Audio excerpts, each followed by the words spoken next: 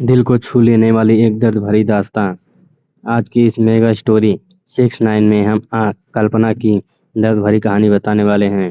कभी कभी अपनों के लिए अच्छा सोचना कब बुरा बन जाता है हमें पता भी नहीं चलता। कल्पना के साथ भी कुछ ऐसा ही हुआ।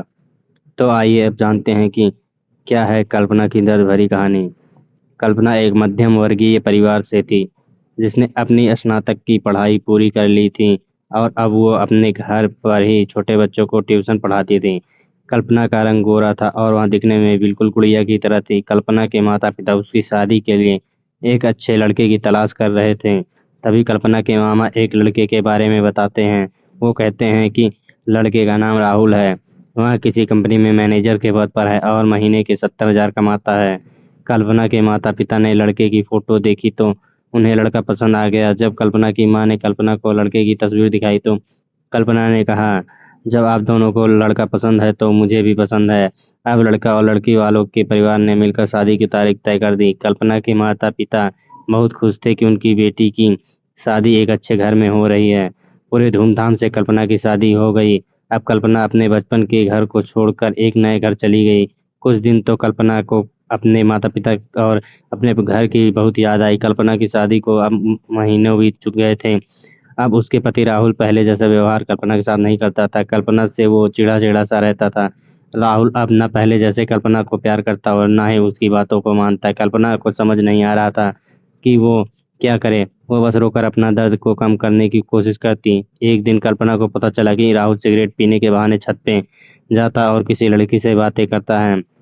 जब कल्पना ने राहुल से पूछा कि आप रोजाना छत पे जाकर किससे बात करते हैं, तो इस पे राहुल ने जवाब दिया कि वो मेरे ऑफिस का फ्रेंड है, बस उसी से बातें करता हूँ और तुम अपने काम से मतलब रखो, ज़्यादा सीआईडी बनने की ज़रूरत नहीं।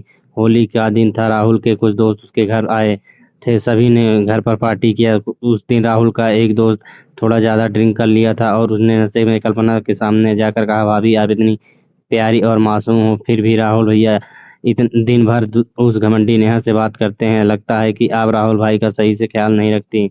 ये सुनकर कल्पना का शक अब हकीकत बन चुका था। अगली सुबह जब कल्पना ने राहुल से पूछा कि ये नेहा कौन है और क्या लगती है आपकी।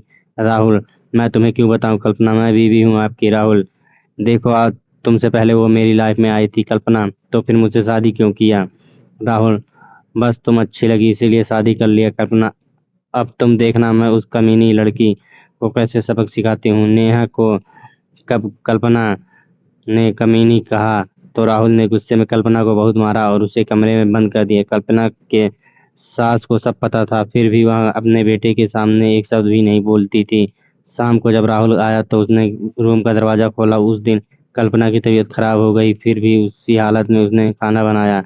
कल्पना ये सारी बातें अपनी माँ को बताना चाहती थी, लेकिन चाहकर भी वह नहीं बता पा रही थी, क्योंकि वो जानती थी कि अगर उसके माता पिता को ये सब पता चलेगा तो वह परेशान हो जाएंगे।